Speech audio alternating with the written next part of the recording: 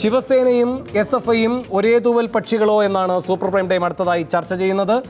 ശ്രീ ഹൈബി ഈഡൻ, എന്തടിസ്ഥാനത്തിലാണ് ഇത്തരമൊരാക്ഷേപം താങ്കൾ ഉന്നയിച്ചത്? കാരണം പിണറായി ഗൗരവത്തോടൊരു കാര്യം പറയുകയുണ്ടായി, ഇത്തരമൊരാക്ഷേപം ഉന്നയിക്കുന്ന വഴി നിങ്ങൾ ശുദ്ധീകരിക്കുന്നത് ആരെയാണെന്ന്. ഇപ്പോൾ ശിവസേനക്കാർ നിങ്ങൾ വാടകയ്ക്കെടുത്തവരാണെന്ന് പറയുമ്പോൾ ശിവസേനയെ ശുദ്ധീകരിക്കുന്ന പിഴവ് പിണറായി വരുത്തുന്നത് പോലെ തന്നെയാണ് ഹൈബി SFIയെയും ശിവസേനയും ഒരേ നുഖത്തിൽ കിട്ടുമ്പോൾ ഉണ്ടാകുന്നത്. ഞാൻ 28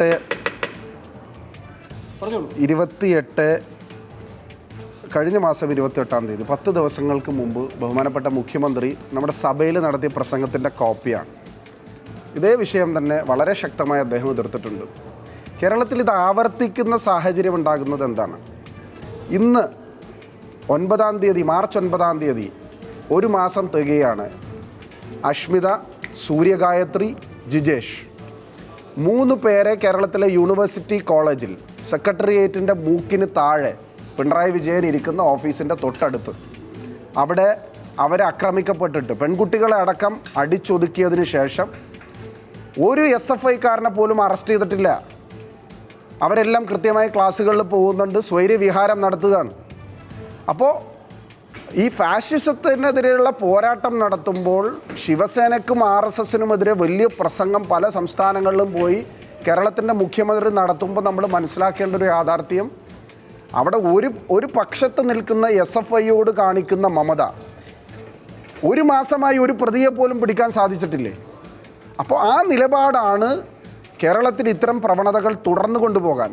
ഇപ്പം മംഗലാപുരത്ത് നടന്നത് അല്ലെങ്കിൽ ബാംഗ്ലൂർ പബ്ബിൽ നടന്നത് BJP കർണാടക ഭരിക്കുമ്പോഴാണ്. അതുപോലെയാണ് ഇന്ന് CPM കേരളം ഭരിക്കുമ്പോൾ SFIക്കും DYFIക്കും അഴിഞ്ഞാടാൻ പറ്റുന്ന ഒരു സാഹചര്യം സൃഷ്ടിച്ചിരിക്കുകയാണ്. അപ്പോൾ ഇതൊരു കാരണവശാലും അംഗീകരിക്കാൻ പറ്റില്ല.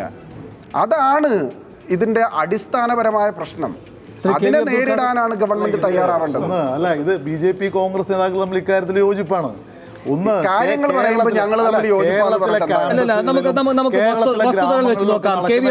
ഫെബ്രുവരി 9-നാണ് അഷ്മിത, സൂര്യഗായത്രി, ജിജേഷ് ഈ 3 പേർ പരാതി കൊടുത്തത്. മാർച്ച് 9-നാണ് നാം ചർച്ച ചെയ്യുന്നത്.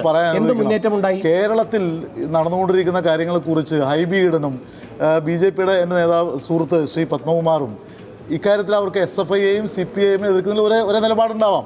പക്ഷെ കേരളത്തിൽ ഇപ്പോൾ ശിവസേന നടന്ന ആക്രമണത്തെ കുറിച്ച് അവരെ അല്ലല്ലോ അറ്റാക്ക് ചെയ്യുന്നത്. ഇവിടെ ശിവസേനയെക്കുറിച്ച് ആരും കാര്യമായിട്ട് സംസാരിച്ചില്ല.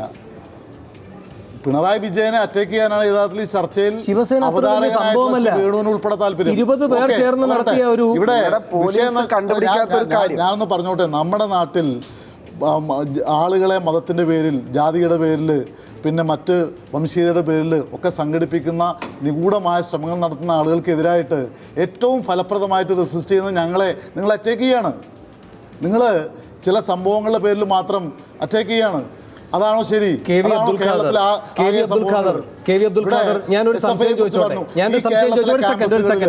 കേരളത്തിലെ ക്യാമ്പസുകളിൽ വർഗീയതയുടെ പേരിൽ, മതത്തിൻ്റെ പേരിൽ ആളുകളെ ഭിന്നിപ്പിക്കാൻ ശ്രമിക്കുന്ന ആളുകൾ, അരാജകത്വത്തിന്റെ പേരിൽ ആളുകളെ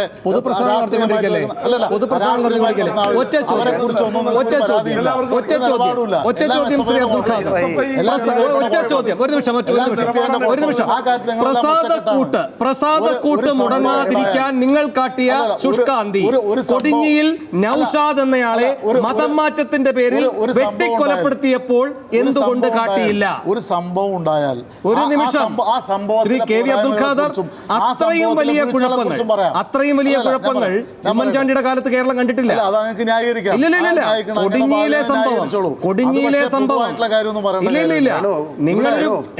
നമ്മുടെ നാട്ടില് എന്തെല്ലാം നടന്നിട്ടുണ്ട്? പോലീസ് നടത്തിയിട്ടുള്ള എത്രയോ ക്രൂരമായ സംഭവങ്ങളുണ്ട്.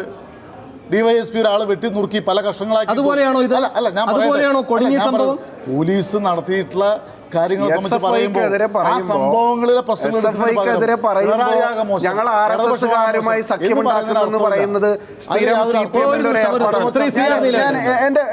എനിക്ക് ഒറ്റ കാര്യം പറയാനുണ്ട്. മഹാരാജാസ് കോളേജിൽ പ്രിൻസിപ്പളിന്റെ കസേര കത്തിച്ചു.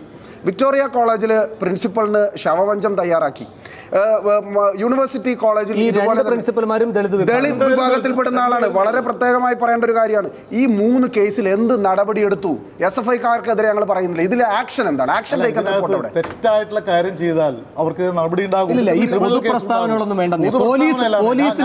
പോലീസ് നന്നാകുമെന്ന പ്രതീക്ഷ മാത്രമാണ് നിങ്ങൾക്കുള്ളത്. ശ്രീ സി ആർ നീലകണ്ഠൻ, ഒരു ഭരണകൂടത്തിന് പോലീസിനെ സസ്പെൻഷൻ നൽകി നന്നാക്കാൻ കഴിയുമെന്ന സമീപനമാണുള്ളത് എങ്കിൽ അതെങ്ങനെയാണ് ഒരു തിരുത്തൽ ശക്തിയാണ് ഭരണകൂടം എന്ന് പറയാൻ കഴിയുക?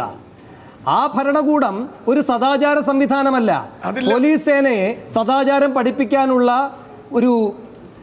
ഒരു സംവിധാനമായിട്ടല്ലല്ലോ വരേണ്ടത്. ഇഫക്റ്റീവ് ഗവേണൻസ് എന്നതാണ് ഭരണകൂടം. ജനാധിപത്യ പ്രക്രിയ സജീവമായി നിലനിർത്തുക എന്നതാണ് അതിൻ്റെ ഭരണഘടനാപരമായ ഉത്തരവാദിത്തം. അതിലെ ഒരു ഉപകരണം മാത്രമാണ് പോലീസ്. അല്ലാതെ ആ പോലീസിനെ ശുഷ്കാന്തി പഠിപ്പിക്കാൻ, ലാത്തിയുടെ പ്രയോഗം എന്താകണം എന്ന് ഓർമ്മിപ്പിക്കാനല്ല ഒരു മുഖ്യമന്ത്രി ഈ ഘട്ടത്തിൽ അദ്ദേഹത്തിൻ്റെ ഏറ്റവും വലിയ ഇച്ഛാശക്തി നിലയിൽ ഒരു വാചകം എടുത്ത് പ്രകടിപ്പിക്കേണ്ടത്. ശ്രീ സി ആർ നീലകണ്ഠൻ, ഭരണഘടന അനുസരിച്ച് ഭരിച്ചുകൊള്ളാമെന്നാണ് മുഖ്യമന്ത്രി പറഞ്ഞിട്ടുള്ളത്. ഭരണഘടനയുടെ 19 അനുച്ഛേദത്തിൽ സഞ്ചരിക്കാനുള്ള സ്വാതന്ത്ര്യം വളരെ കൃത്യമായി പറയുന്നുണ്ട്.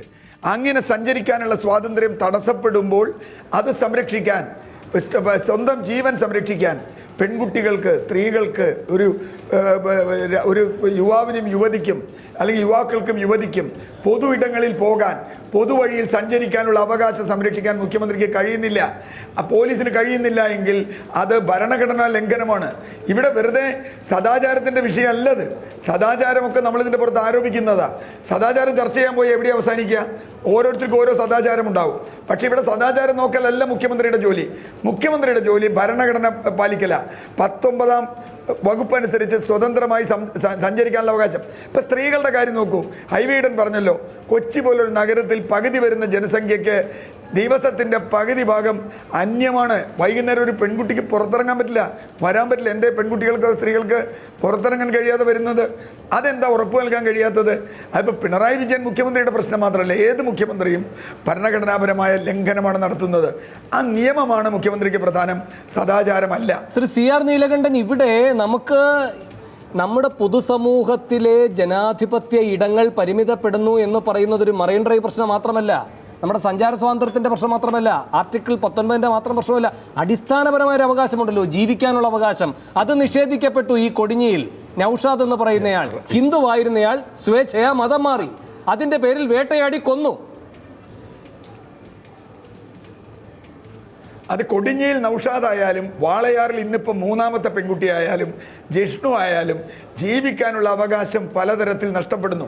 ജീവിക്കാനുള്ള അവകാശം സംരക്ഷിക്കാൻ സർക്കാരിന് കഴിയുന്നില്ല. ഇത് ഒറ്റപ്പെട്ട സംഭവമായിട്ടല്ല കാണേണ്ടത്. ഒരു മനുഷ്യൻ്റെ അവകാശം പോലും ലംഘിക്കപ്പെട്ടാൽ കോടതിയിൽ പോകാൻ നിയമപരമായ അവകാശമുള്ള മൗലിക അവകാശങ്ങളാണ്. അവിടെ ലംഘിക്കപ്പെട്ടിട്ട് ഗവൺമെൻറ് നിഷ്ക്രിയമാണ്. ഗവൺമെൻറ് അതിനെ പിന്നെ ന്യായീകരിക്കുന്നത് പോലീസിനെ സസ്പെൻഡ് ചെയ്യും. സസ്പെൻഡ് ചെയ്തുകൊണ്ട് ഇവർക്കെന്ത് കാര്യം? സസ്പെൻഡ് ചെയ്താൽ ഈ അടി കിട്ടിയല്ലേ ഉള്ളൂ. സസ്പെൻഡ് ചെയ്ത് നന്നാക്കാൻ പറ്റും. ശരി. എനിക്ക് വേഗം ഒരു ഇടവേളയിൽ കൂടി പോകണം. ഇടവേളയ്ക്ക് ശേഷം അവസാനമായി സൂപ്പർ പ്രൈം ടൈം ചർച്ച ചെയ്യുന്നത് കേരള പോലീസ് കാവി പോലീസ് ആയോ? ഇടവേളയ്ക്ക് ശേഷം.